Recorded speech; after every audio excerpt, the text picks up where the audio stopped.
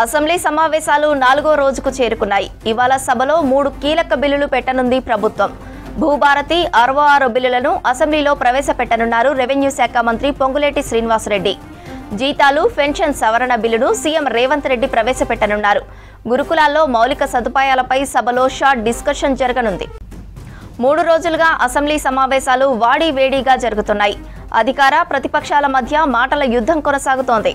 నిన్న రాష్ట్ర సర్కార్ అప్పులపై deputy CM Bhatti, BRS MLA Harish Rao మధ్య డైలాగ్ వార్ నడిచింది.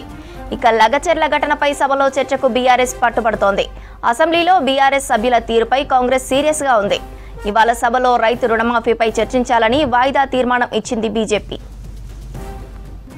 అసెంబ్లీ సమావేశాలు 4వ రోజుకు చేరుకున్నాయి. ఇవాళ సభలో 3 కీలక బిల్లులు పెట్టనుంది ప్రభుత్వం. భూభారతి 66 బిల్లులను అసెంబ్లీలో ప్రవేశపెట్టనున్నారు రెవెన్యూ శాఖ మంత్రి పొంగులేటి శ్రీనివాసరెడ్డి. జీతాలు, పెన్షన్ సవరణ బిల్లును సీఎం రేవంత్ రెడ్డి ప్రవేశపెట్టనున్నారు. గురుకులాల్లో మౌలిక సదుపాయాలపై సభలో షార్ట్ డిస్కషన్ జరగనుంది. 3 రోజులుగా అసెంబ్లీ సమావేశాలు వాడివేడిగా జరుగుతున్నాయి. అధికార ప్రతిపక్షాల మధ్య మాటల యుద్ధం కొనసాగుతోంది.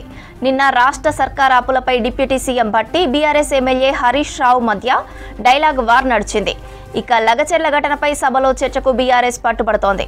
అసెంబ్లీలో బీఆర్ఎస్ సభ్యుల తీరుపై కాంగ్రెస్ సీరియస్గా ఉంది. ఇవాళ సభలో రైతు రుణమాఫీపై చర్చించాలని వాయిదా తీర్మానం ఇచ్చింది బీజేపీ.